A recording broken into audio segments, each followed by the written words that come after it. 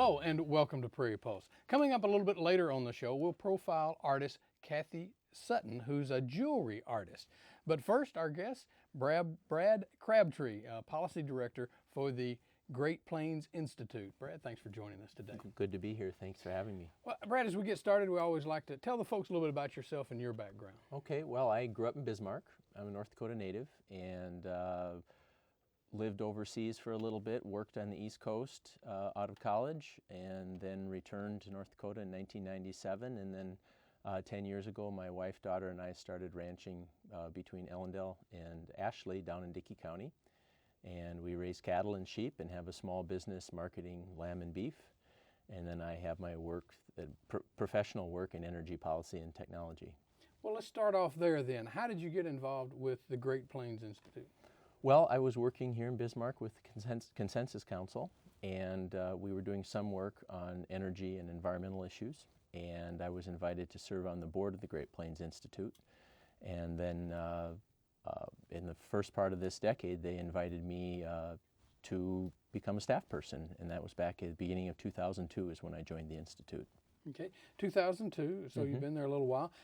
Tell the folks out there, what is the Great Plains Institute? It's a regional nonprofit organization. We work throughout the Northern Plains and the Midwest. So if you think North Dakota to Ohio, and then the Great Lakes states and the Plain states down to Kansas is basically our geography. And there are a dozen of us, and we work with industry, farm organizations, environmental groups, state officials, state legislators, to try and reach agreement on energy policy, different important energy projects, and work with these different interests and projects to develop legislation, different policy recommendations, build support for maybe it's a new power plant or some special kind of energy technology. But what we're trying to do is build bridges between the groups that normally oppose each other over energy and environmental issues and try to help them find common ground. Okay, so I understand that. Then you said about a dozen employees, I believe. So a dozen employees, but how are you funded? Well, we're funded by charitable foundations. That would be the bulk of our funding at this time. At one time, about half of our funding came from federal agencies. It changes over time depending on the projects. We also have some funding from individuals and businesses.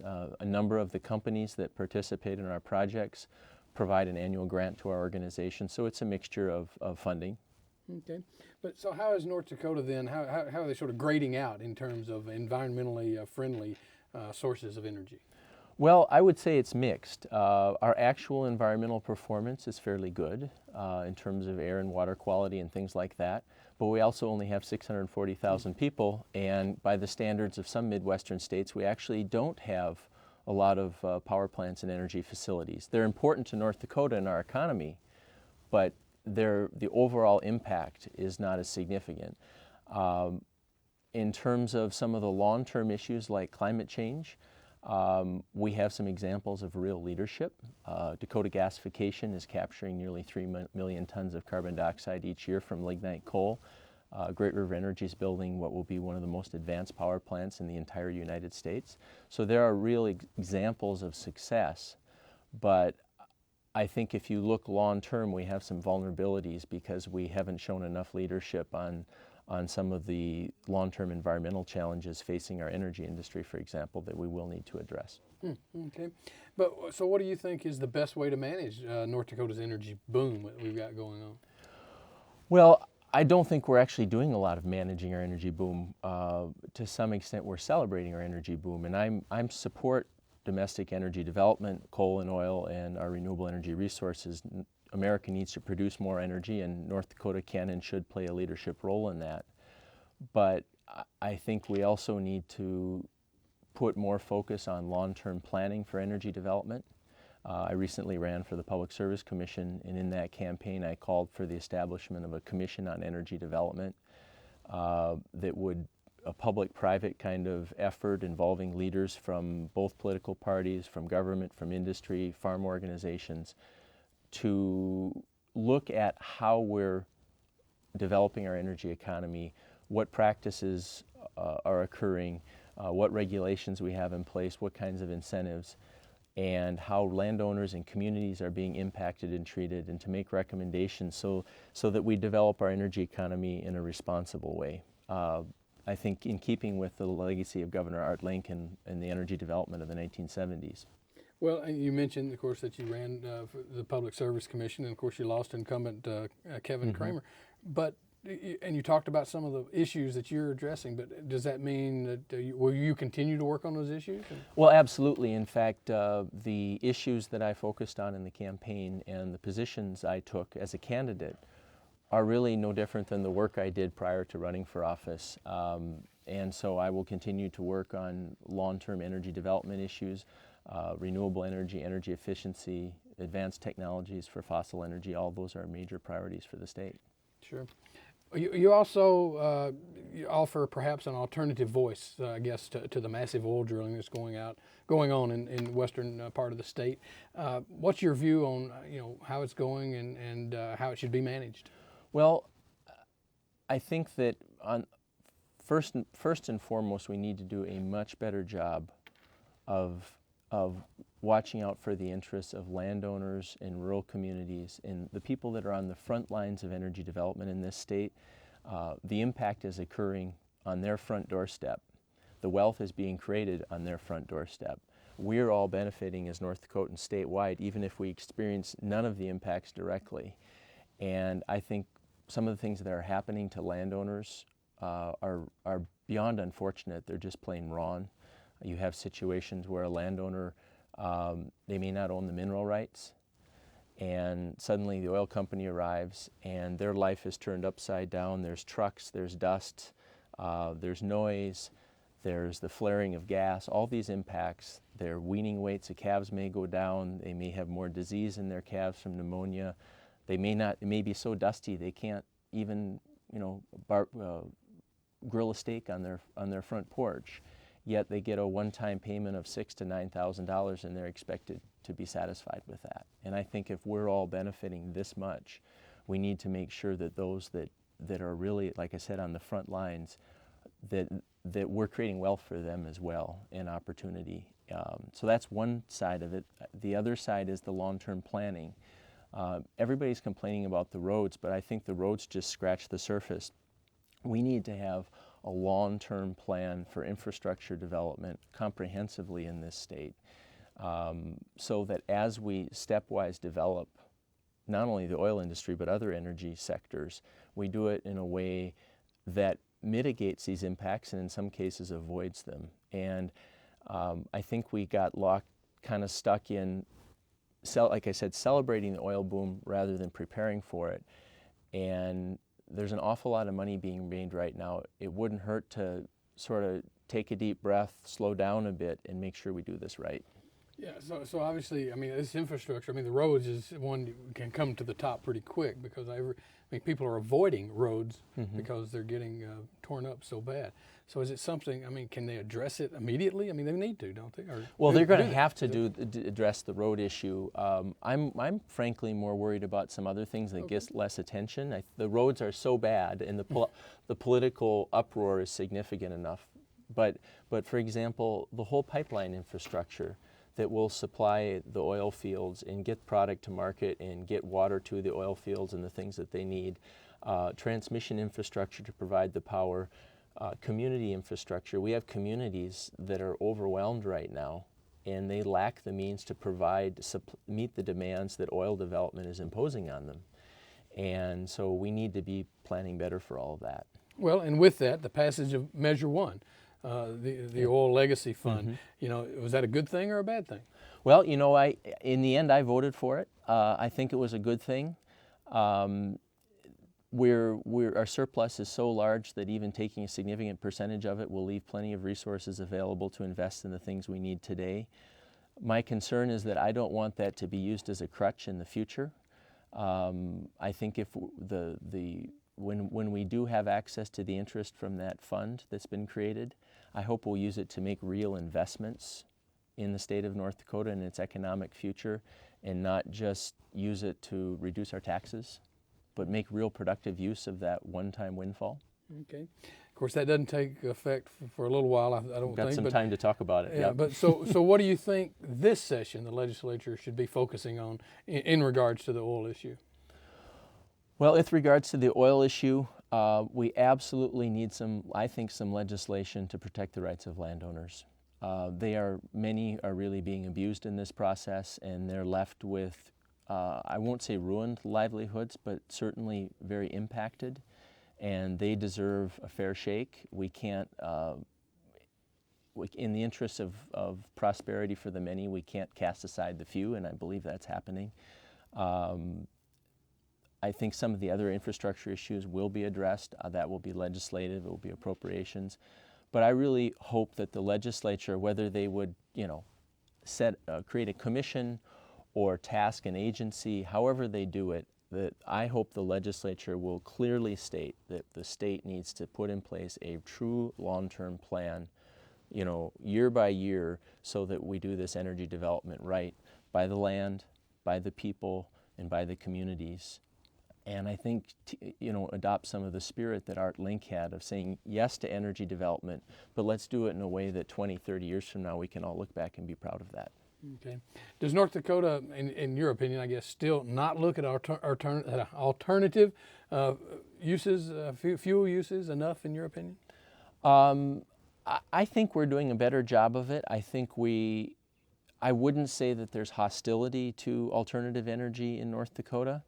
The fact that we're a major coal state and a major oil state makes that less urgent, and I think we need to be doing more. We have a huge opportunity to become the dominant supplier of wind-generated electricity in this country, but we need transmission developed to get that done, to have access to market. And I fear we haven't pushed hard enough on the transmission front, and we run the risk that other states are going to get to that market first. So if we really want to be a leader, we don't have a lot of time to spare. Also, the next generation of fuels, of non-fossil fuels, biomass, for example, using biomass to produce liquid fuels, North Dakota ranks #1 in its potential for cellulosic biomass.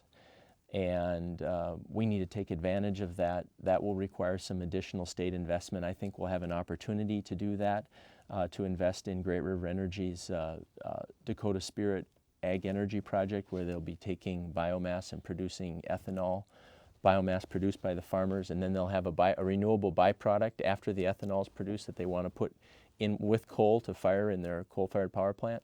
And it's kind of a great win-win all the way around, and I think those are opportunities that the state needs to be investing in. Okay. You mentioned your home just earlier as we started the show. An interesting spread west of Ellendale, I understand, where you live with your wife and your daughter. In fact, it was premiered or showcased, or however you want to say, or at least with producer Matt O'Lean with Prairie Public on an energy documentary we did in 2005. Yeah. Tell us about your home. Well, we had the opportunity. My grandfather bought 240 acres of land for duck hunting in the 1920s, and we had the opportunity to purchase pasture next to that land and start the ranch back at the beginning of 2000. And we purchased an abandoned farmstead. All there was a well. It hadn't been lived on since the 1950s, and so we had to start from scratch. And so we decided, okay, well, if we have this opportunity to start from scratch, let's build a home that's as energy efficient as possible and uses all natural building materials. Well, not all, but almost as many as we could. So it's a passive solar straw bale home, and that means that most of the windows and doors face south, so that in the winter when the sun is low on the horizon, it heats up the house during the day, and that then of course reduces our heating bill.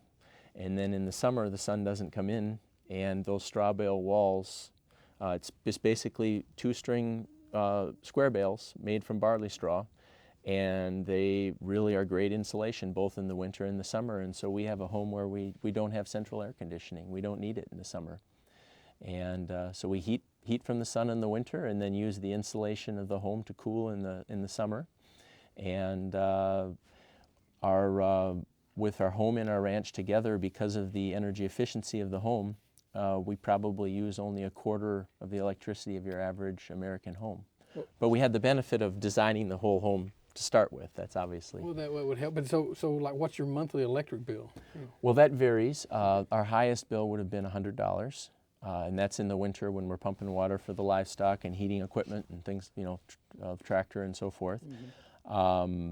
And then in the summer, it's often down close to the minimum monthly bill. So what can the average citizen do to sort of save energy and be environmentally conscious? Well, I would say the first steps would be lighting. That's your biggest, easiest impact, is to, if you haven't changed out your lighting, to put in high efficiency lighting, compact fluorescents and so forth. That would be a first step. Also, inviting someone in your local utility or electric cooperative could give you names and contacts of people to do this, to come in and do an energy audit. In fact, some companies will give you a price break if you're willing to do it.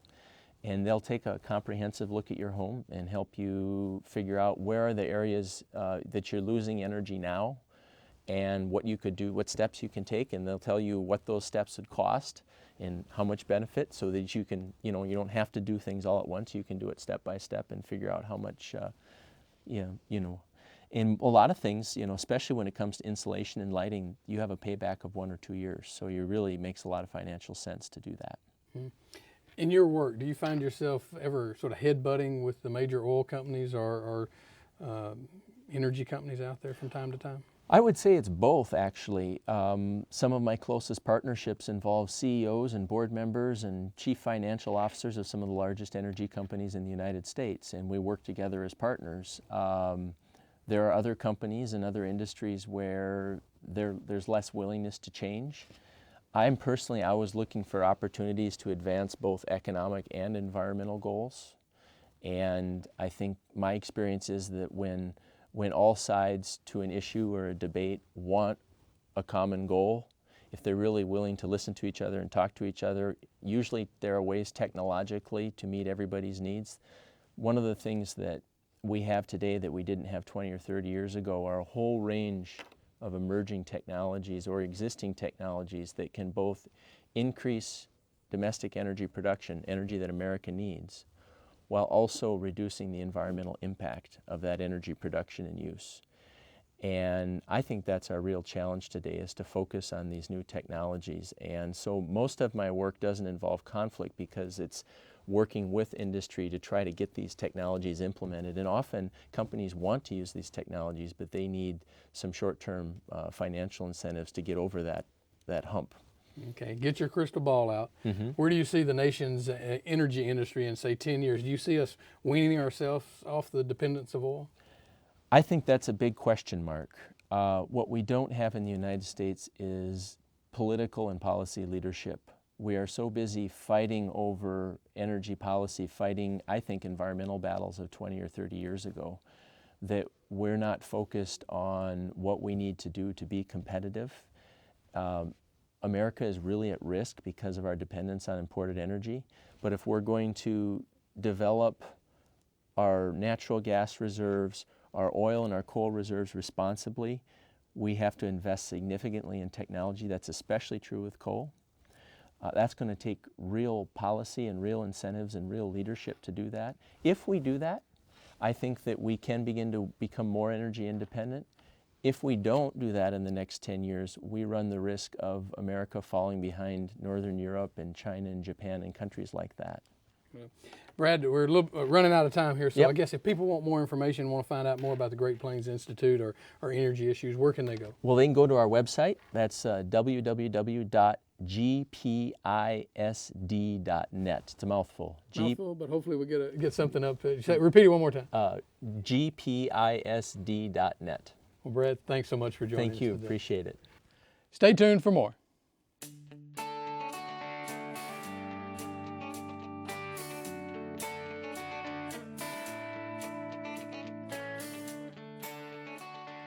Torturing copper may sound like an unusual pastime, but jewelry designer and craftsman Kathy Sutton uses this unusual technique to produce beautiful works of art. Kathy brings the nature and history that surround her home in Winnipeg Beach, Manitoba to life in her mixed metal jewelry.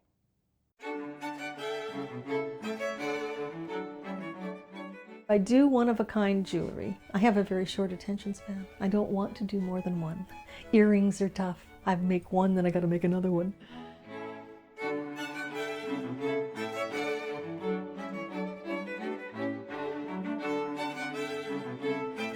All right, I'm going to light this dangerous torch. It's just really a plumber's torch, but I find it works really well, and it's good and hot. So now I'm going to gently heat up this copper. I like to use precious metals, so I use silver and copper and gold. And my designs are generally organic in nature, so I have rounded edges. For the most part, there are some squares and so on. I like to make sure that they are very unique looking and really high quality in the construction. So I'm pretty careful with how they're made. But the look is always unique and always different, and just a lot of fun. It's exciting, eh? It started about 3 years ago, 3.5 years ago. I took a lampwork glass making class. And I really enjoyed it. It was a lot of fun. And I liked the idea of the beads being small. They didn't take up a lot of space. And they were useful. You could make things out of them. Unlike some of the other art that I've done in the past where they're big things. So the beads are nice and small, and I enjoyed making them. And then once I had a bunch of these beads, I started thinking, well, I've got to do something with them. So I started making beaded bracelets and necklaces and earrings using silver and using brass and using copper. And that led to getting a little more involved, starting soldering my rings together so they were more secure and not going to come apart. And then I started working with sheet metal, so sheet sterling, sheet copper, and after that it just transposed into gold, and you know, the sky is kind of the limit.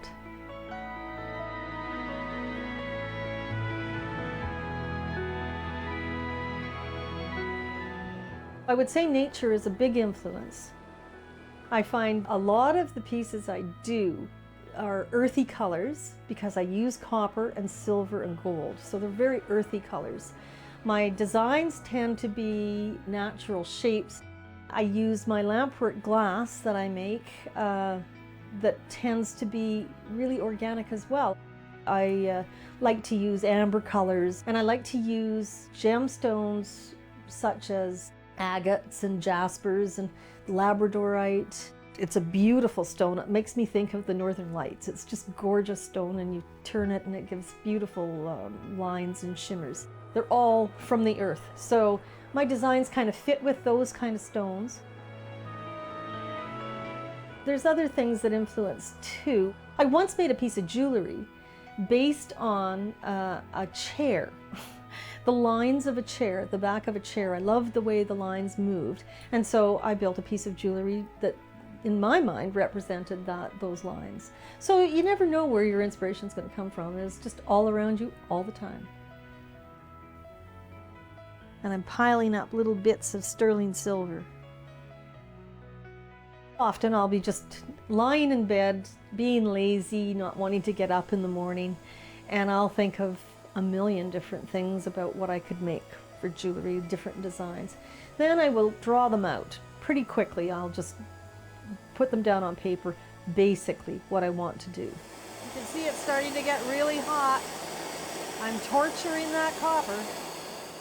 And then I'll refine them, and I may draw one sketch 15 times, refining the different lines and so on.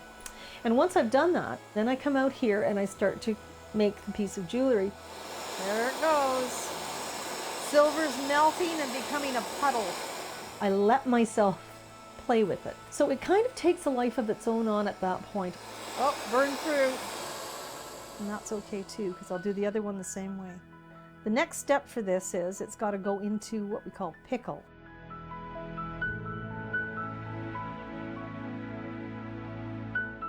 I'm pretty particular with it, so it's got to really feel good. I like the feel of my jewelry because that's a big part of jewelry. It's got to feel really good. All right, so I'm just going to hammer this a little bit to give it a convex surface. I found I would come out here and start working, and before I knew it, it was getting dark. So it was 6-7 hours and I hadn't moved. Just sitting at my bench making jewelry and just loving every moment of it. It's just so addictive. My studio is at Winnipeg Beach. It was formerly a bunkhouse, and my dad had built it when I was 12. It's got a lot of stories if these walls could talk. This is a polishing wheel that I'm using. As time went on and we inherited the cottage, we decided that it would be a really nice community to live in, and so we rebuilt the cottage into a house and moved down here 5 years ago, and we haven't looked back. It's wonderful.